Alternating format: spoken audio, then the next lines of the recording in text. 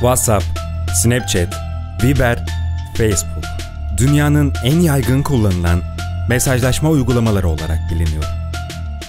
Oysa bunların hepsinden daha fazla kullanıcıya ve fonksiyona sahip başka bir uygulama daha var. WeChat.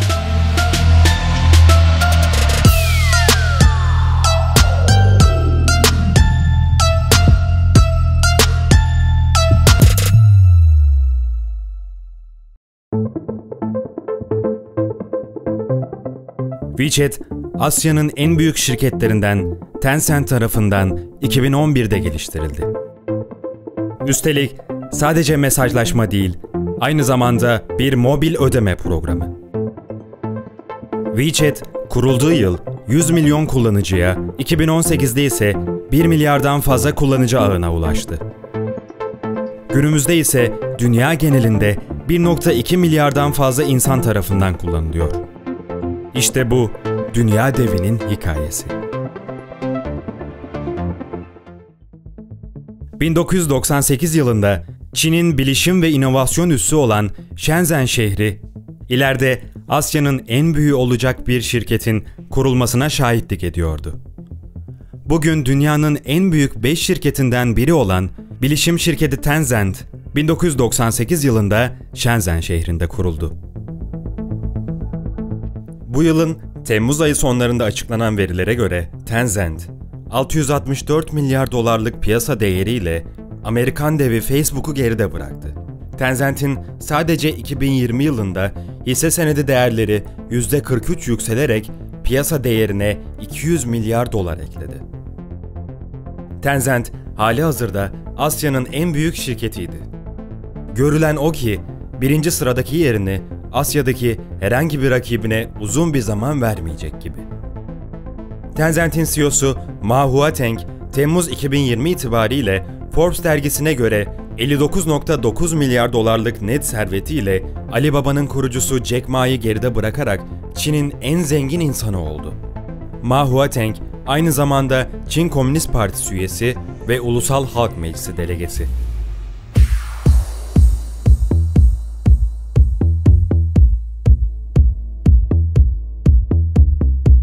Ma Huateng, medyada nadiren yer alıyor.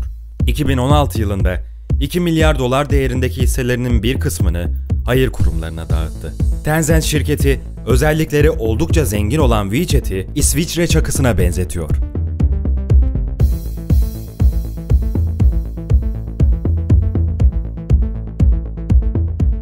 WeChat, 1,2 milyardan fazla kullanıcısı ile Çin'in en popüler mesajlaşma uygulaması.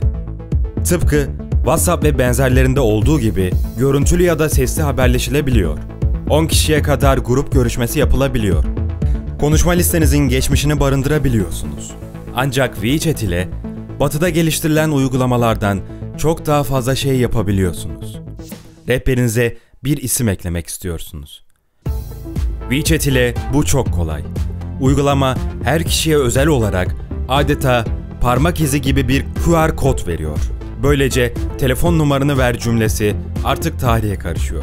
Artık en çok duyulan cümle şu: WeChat var mı? QR kodunu tarayabilir miyim? Ayrıca WeChat ile kimliklerini girerek ya da yakındaki kişileri aratarak da numaralara erişebiliyorsunuz.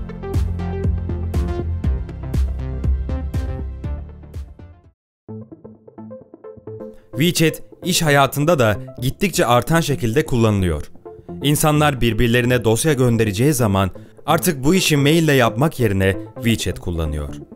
Ayrıca WeChat'in içinde olan dosyalar kısmından dosyalarınızı da rahatlıkla arşivleyebiliyorsunuz.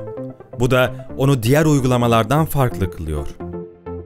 WeChat, PayPal'ın bir sürümü olan Tenpay aracılığı ile mobil satın alma işlemlerine izin veriyor. WeChat markaların ticaret mağazaları oluşturmasına ve diğer üyelere para gönderilmesine olanak sağlıyor. Bunun sayesinde otomatlardan istediğiniz ürünü satın alabiliyorsunuz. Bütün kullanıcılarına ayrı olarak sunduğu QR kodları ile günlük yaşamda daha birçok şeyi kolaylaştırıyor. Bir markette ya da AVM'de yaptığınız alışverişi öderken aynı banka kartı gibi para transferi dahi yapabiliyorsunuz. WeChat'in bu devrim yaratan özelliği onu bütün mesajlaşma ve haberleşme uygulamalarından ayırıyor. WeChat'in en önemli özelliklerinden olan para transferi, ister tanıdık, ister yeni tanıştığınız birisine olsun ya da bir alışverişte ödeme yaparken kullanılan çok önemli bir yenilik sunuyor. Buna göre kullandığınız banka hesabı ya da hesaplarını WeChat cüzdan ile uyumlu hale getirip nakit kullanma sorunundan kurtuluyorsunuz. Çin'de cüzdanınızı cep telefonunuza taşıtan bu dijital devrim sayesinde herhangi birinden nakitim yok cümlesi duymuyorsunuz.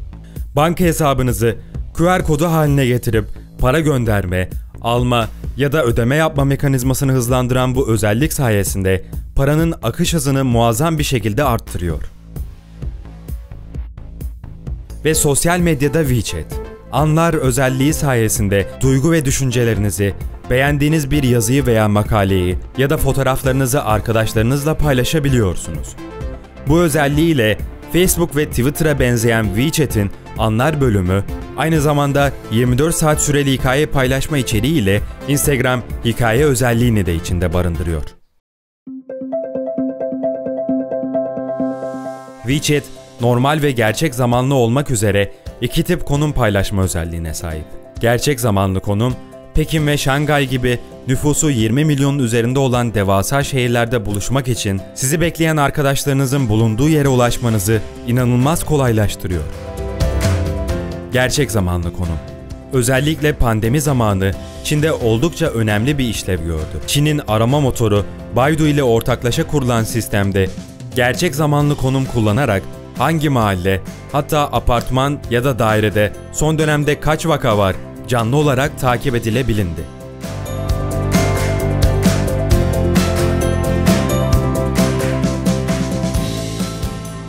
Uygulama enflasyonuna son.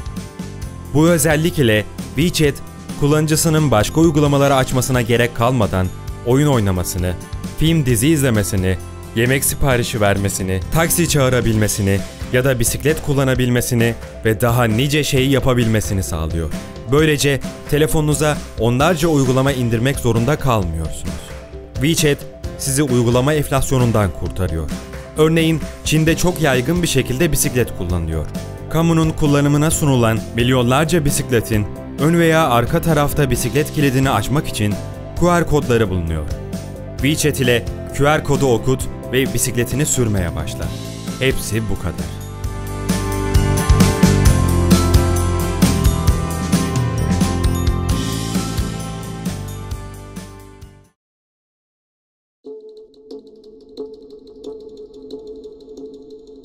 WeChat özellikle Asya'da çok popüler. Uluslararası alanda da her geçen gün kullanımı artıyor.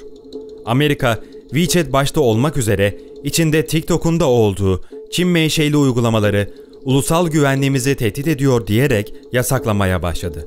Amerika gibi dünyanın en güçlü ülkelerinden birinin WeChat'ten korkmasının sebebi yıllardır birinci olduğu teknoloji alanındaki üstünlüğünü kaybetmeye başlaması. WeChat 1.2 milyardan fazla kullanıcısı ve sunduğu imkanlarla Amerika'nın popüler birçok mobil uygulamasının önüne geçiyor. Öyle ki geçtiğimiz yıl Facebook, Messenger üzerinden para transferi özelliği getireceğini ve bunun dünyada ilk olacağını söylemişti. Oysa Facebook tarafından ilk diye sunulan bu özellik, Çin halkı tarafından 10 yıldır kullanılıyordu. Amerikan Kongresi, Temmuz ayı ortalarında Facebook, Apple, Amazon ve Google gibi dev şirketlerin CEO'larını sorguya çekmiş ve Çin teknoloji hırsızlığı ve istihbarat operasyonu yapıyor mu diye sormuştu. Facebook CEO'su Zuckerberg dışında bütün CEO'lar Çin'in bunları yaptığına dair elimizde bir kanıt yok derken, Zuckerberg ise 10 yıl önce Amerikan mobil uygulamalarının kullanım ve indirilme sayısına bakın. Bir de şimdiye. Üstünlüğü Çinli şirketlere kaptırıyoruz ve burada Çin'in fikri mülkiyet ve özel bilgi hırsızlığı olduğu muhakkak demiş ancak kongreye hiçbir kanıt sunamamıştı. Bütün bu bilgiler ışığında da bir cümlede bizden. Amerika yasaklar koyarak çöküşünü daha ne kadar erteler? Bir sonraki videomuzda görüşmek üzere.